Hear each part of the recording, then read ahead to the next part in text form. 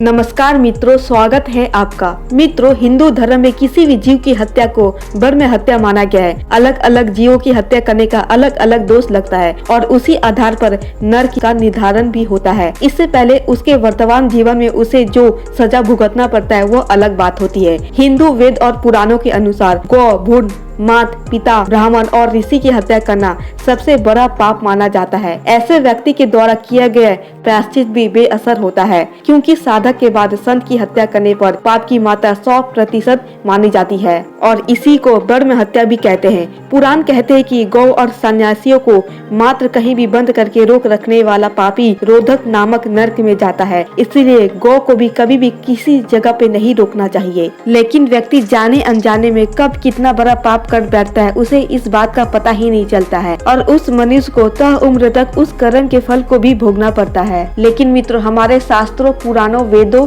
और ऋषियों द्वारा कुछ ऐसे उपाय बताए गए हैं, कुछ ऐसे कर्म बताए गए। अगर मनुष्य इसे नित्य करता है तो ऐसे पाप कर्म से उसे छुटकारा मिल सकती है। श्री कृष्ण कहते हैं, जो व्यक्ति अपने पाप कर्म की वजह से अत्यधिक ग्रसित है उसे पाप कर्म के भोग को भोगना ही पड़ेगा। लेकिन उनके द्वारा बताए गए कुछ ऐसे भी कार्य हैं, यदि मनुष्य नित्य उसे करता है तो उसे उस पाप से भी मुक्ति मिल सकती है। शास्त्र में श्री कृष्ण ने कुछ ऐसे कार्य का वर्णन किया है जिसे व्यक्ति अगर नित्य करता है तो कितना भी बड़ा पाप कर्म क्यों न किया हो, उसके पाप कर्म में क्षय और पुण्य फल की प्राप्ति का उदय होगा। इसलिए मनुष्य श्री कृष्ण के द्वारा बताए गए कुछ ऐसे कार्य उसे हमेशा कर लेना चाहिए। यदि वो जाने अनजाने में गौ हत्या, ब्रह्म हत्या या फिर जीव हत्या किया हो तो उसे इस पाप से मुक्ति अवश्य मिल जाएगी। तो आइए मित्रों, जानते हैं कि श्री कृष्ण ने ऐसे कौन से कार्य बताए हैं जिसे व्यक्ति को नित्य करना चाहिए। ऐसे करने वाले व्यक्ति को ब्रह्म हत्या, गौ हत्या जैसे पाप कर्म को भी वो नहीं छू सकता है। मित्रों, श्री कृष्ण कहते हैं कि अगर कोई भी व्यक्ति किसी भी कारणवश अगर एकादशी का व्रत नहीं कर पाता है तो एकादशी तिथि पर भगवान विष्णु का स्मरण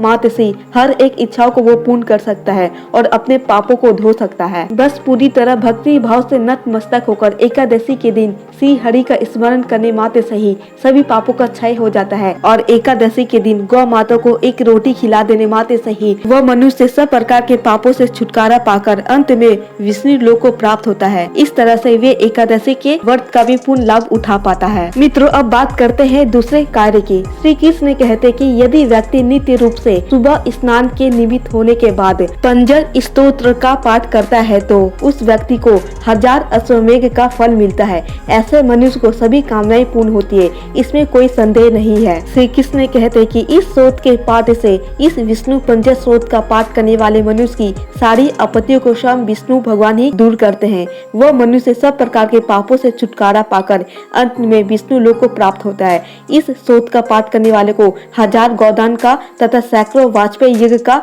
फल प्राप्त होता है। श्री कृष्ण ये भी कहते कि जो व्यक्ति विष्णु पंजर स्रोत का पाठ करता है वह दोषों को दूर करने वाला एक दिव्य स्रोत है। इसका तेज उग्र है, इसमें बड़ी शक्ति है तथा यह समस्त शत्रुओं का नाश करने वाला है। जो व्यक्ति नित्य रूप से इस स्रोत का पाठ करता है उसे ब्रह्म हत्या, गौ हत्या जैसे लगे पाप से भी छुटकारा मिल जाती है और उसे सैकड़ों गोदान का फल भी प्राप्त होता है। मित्रों, जो प्रकृति से परे है, जिनका आदि नहीं है, जो एकमात्र होते हुए भी अनेक रूप में संसार का कंदर में विराजमान है, जो सबके निवास स्थान है और संपूर्ण चराचर प्राणियों में निवास करते हैं, ऐसा जगत के स्वामी भगवान विष्णु के कहे गए इन बातों को जो व्यक्ति मान लेता है, इन कार्य को जो व्यक्ति कर लेता है, सचमुच वे वैकुंठ को प्राप्त होता है। उसके किए गए इन पापों के जैसे ब्रह्म हत्या, गौ हत्या जैसे पापों से भी छुटकारा पाकर पुण्य का भागी हो जाता है। तो मित्रों, हम उम्मीद करते हैं कि विष्णु जी के बताए गए इन कार्य को व्यक्ति हमेशा नित्य रूप से करेंगे। तो मित्रों, ये वीडियो आपको कैसे लगी? अगर थोड़ी भी पसंद आई हो